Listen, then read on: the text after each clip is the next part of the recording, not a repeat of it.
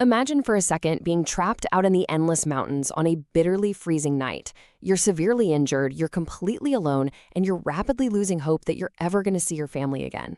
Well, this is exactly what happened to one hiker. But as we're going to see in this explainer, it's an absolutely unbelievable tale of survival and loyalty. Because a hero was already on the move, miles away, just completely refusing to give up. So let's put ourselves right there in the freezing dark with Jake Turner.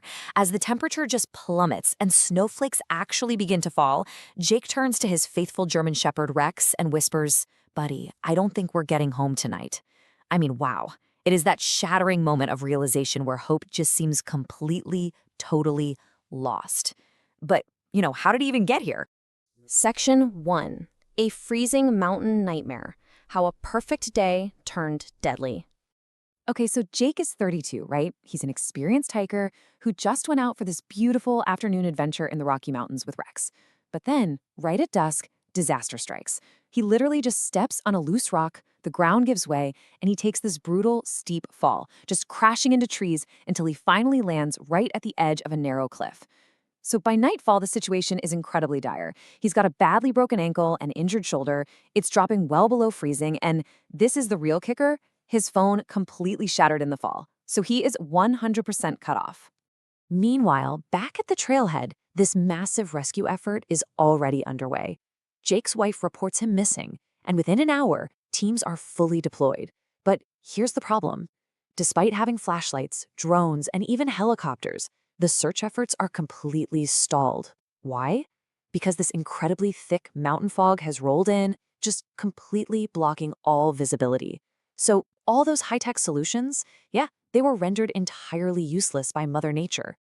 Section 2. Rex's desperate mission? A 2-hour run for life.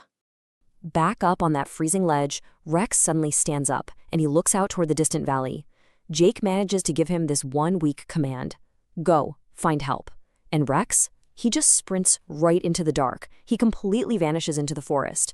We're talking about navigating icy mountain streams, jumping over fallen trees, and just scrambling down these rocky, treacherous paths for nearly 2 hours. Finally, he reaches the trailhead, and he just starts barking frantically, doing everything he can to alert the volunteers and guide them back. Now, Rex is covered in mud. He is totally exhausted, but he absolutely will not stop barking. He runs a few steps away, looks back at them, runs a few more steps, looks back again, and finally an experienced rescuer spots this behavior, and it hits him. He's trying to show us something. And without wasting another second, the team decides, okay, we have to follow this dog.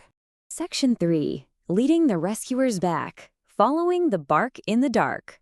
The suspense here is just unbelievable, guys. The rescue team is blindly following this dog deep into the freezing, steep mountains for almost an entire hour. Some of the rescuers actually start doubting if they're even on the right path. But then, suddenly they hear it, a faint cry for help echoing through the valley. They find Jake and he is barely conscious. As they're rushing to wrap him in warm blankets, Jake slowly opens his eyes, and there's Rex, resting his head right on his chest. Jake kind of smiles through his tears and whispers, "You came back." But one of the firefighters immediately corrects him and says, "No, he brought us back." Just 30 minutes. When Jake was finally airlifted out of there, the doctors made a pretty terrifying revelation. They said if those rescuers had arrived just 30 minutes later, Jake very likely would not have survived the freezing temperatures. To put that into perspective, Rex's desperate 2-hour sprint literally beat the clock on his best friend's life by a mere half hour. It was that close. Section 4.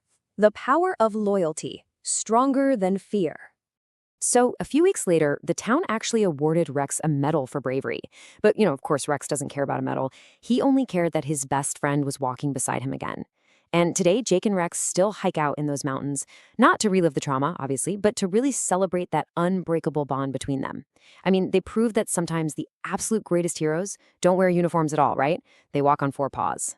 So, as we wrap up this explainer, I want to leave you with one final profound thought to chew on.